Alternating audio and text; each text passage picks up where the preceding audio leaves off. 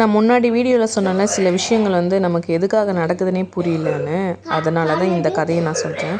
நான் சொன்னேன்ல ட்ரெயினை வந்து அவசர அவசரமாக பிடிச்சிட்டு போனோம். போய் மறுநாள் வீட்டுக்கு போய் சேர்ந்தோம். நல்லா மேக்கப் பண்ணி நல்லா குளித்து முடித்து பூவெல்லாம் வச்சுட்டு கையில் மருதாணி வேறு, அதுவே ஒரு சூப்பராக இருக்கும்.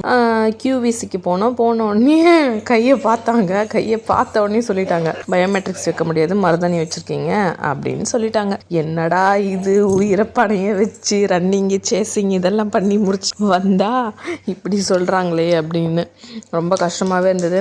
நான் வேணால் ஒரு தடவை கையை வச்சு ட்ரை பண்ணி பார்க்கலாம். இல்லை மேடம் வராது, அவங்க ரொம்ப ஸ்ட்ராங்காக சொல்கிறாங்க. அதுக்கப்புறம் வேறு வழியில் போய் ஒன்றும் பண்ணாத சாலிகிராமத்தில் தான் இருக்குது.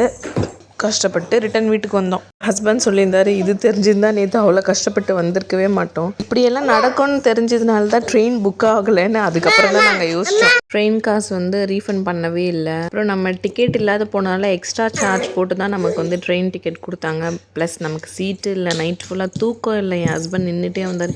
என்னை மட்டும் எங்கேயாச்சும் நல்லா உட்கார வைக்கணும்னு சீட்டு கேட்டு கண்டுபிடிச்சி உட்கார வச்சுட்டார். அது இப்போ நினைக்கும் போது கொஞ்சம் சிரிப்பாக இருக்குது. இந்த மாதிரி நம்ம லைஃப்பில் சில விஷயம் ஏன் நடக்குதுன்றது நமக்கு ரொம்ப நாள் கழிச்சு தான் தெரியும். அதான் இப்போ புரியலை, இப்போ புரியுது அப்படின்ற கதை தான் இங்கே.